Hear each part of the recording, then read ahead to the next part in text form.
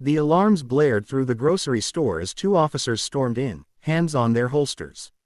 "You, stop right there," one shouted, pointing at a woman holding a grocery bag. The woman froze, confused. "What's going on?" she asked calmly, her voice even but steady. "Don't play dumb," Officer Crane snapped. "We got a call about a shoplifter matching your description.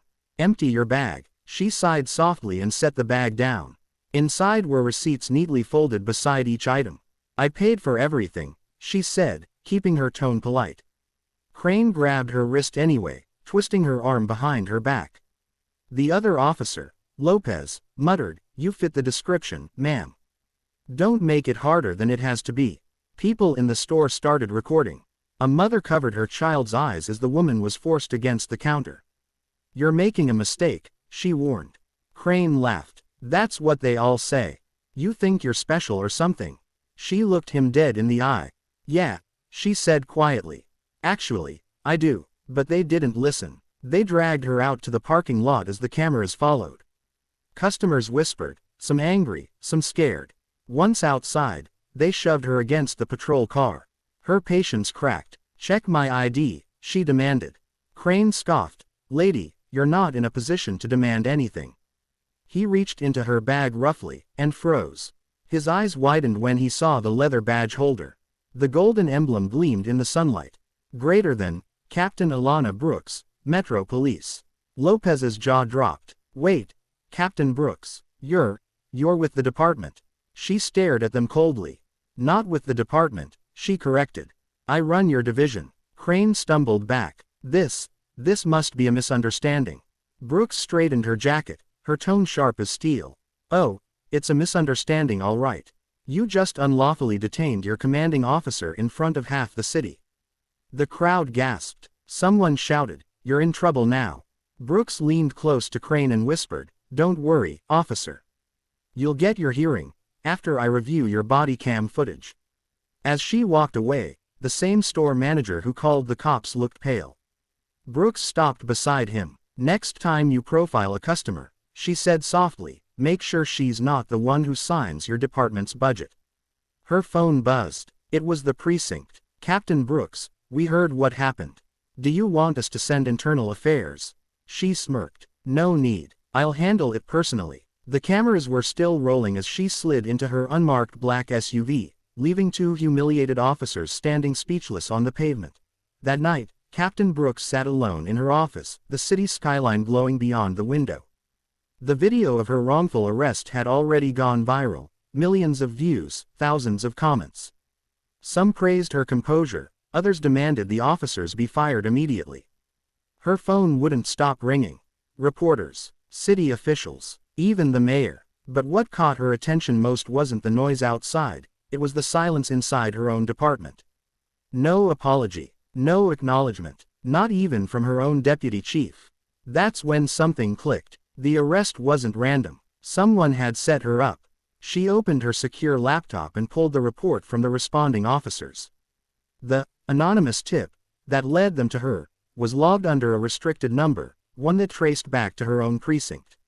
She whispered under her breath, "You wanted this to happen." The door creaked. It was Lieutenant Daniels, one of the few she trusted. "Ma'am, I saw the footage. You handled it like a pro, but there's something you should see." He slid a file across her desk. Inside were photos of Crane and Lopez. The same two officers, meeting earlier that week with Deputy Chief Halvorsen in a coffee shop off duty. Brooks narrowed her eyes. "Halvorsen." Daniels nodded. "He told them to watch you. Said you were a problem that needed to be humbled." Her jaw tightened. "He's been after me since I refused to sign off on his overtime scam." Daniels hesitated. "There's more. The store manager who made that call. He's Halvorsen's brother-in-law." Brooks leaned back, her expression unreadable. Then she smiled. Cold and sharp. "Perfect. He handed me everything I need." By morning, she had already contacted internal affairs under her authority. But she didn't tell them why. She wanted Halvorsen to feel safe, to keep underestimating her. Later that day, Halvorsen walked into her office pretending concern. "Captain, I just wanted to say, what happened yesterday was unfortunate. The officers meant no harm. Maybe we can just Handle this quietly. Brooks stood up slowly, hands resting on her desk. Quietly, she repeated. You mean cover it up? Halvorsen laughed awkwardly. Let's not make this political.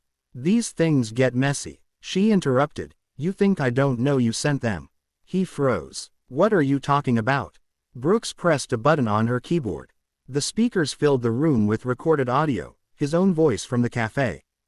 Greater than, make her look bad. Just a minor arrest. We'll remind her who runs this place. Halvorsen's face drained of color. Brooks leaned forward, eyes locked on his. Greater than, you were right about one thing, she said softly. This is going to get messy. The office door opened. Internal Affairs agents walked in. Deputy Chief Halvorsen, one of them said, you're under investigation for misconduct and conspiracy. As they led him out, Halvorsen turned to her.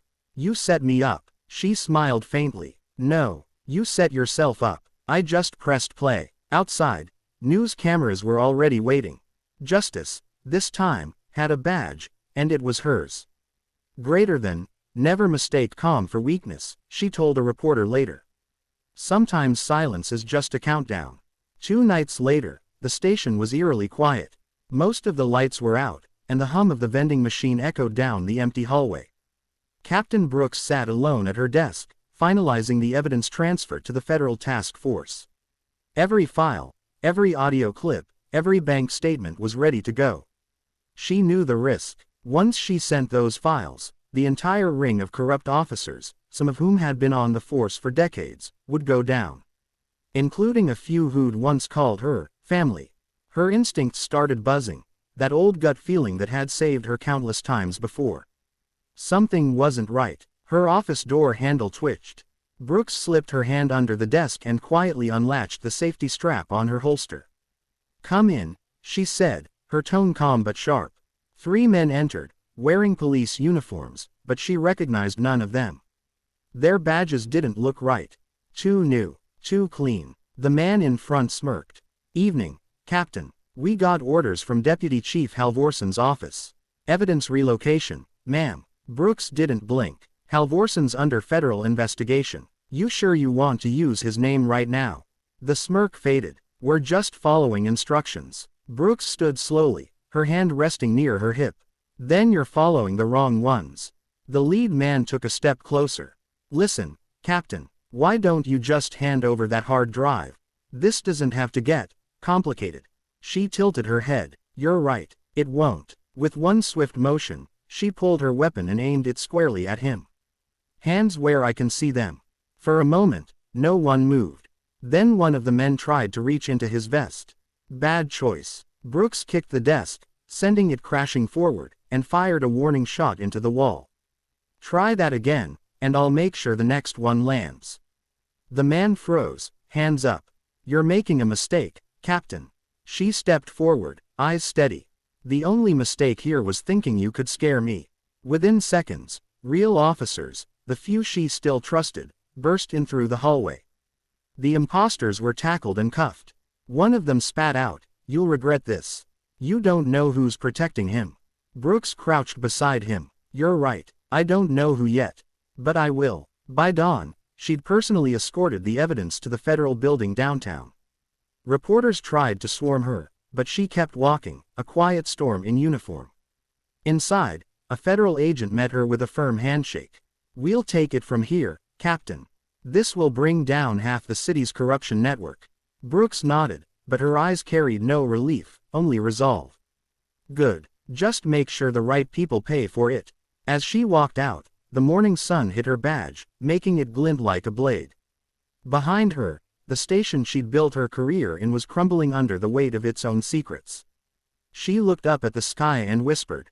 Greater than, they thought they could break me in public, now I'll break their system in silence. And for the first time in years, she smiled, not out of joy, but out of justice finally catching up.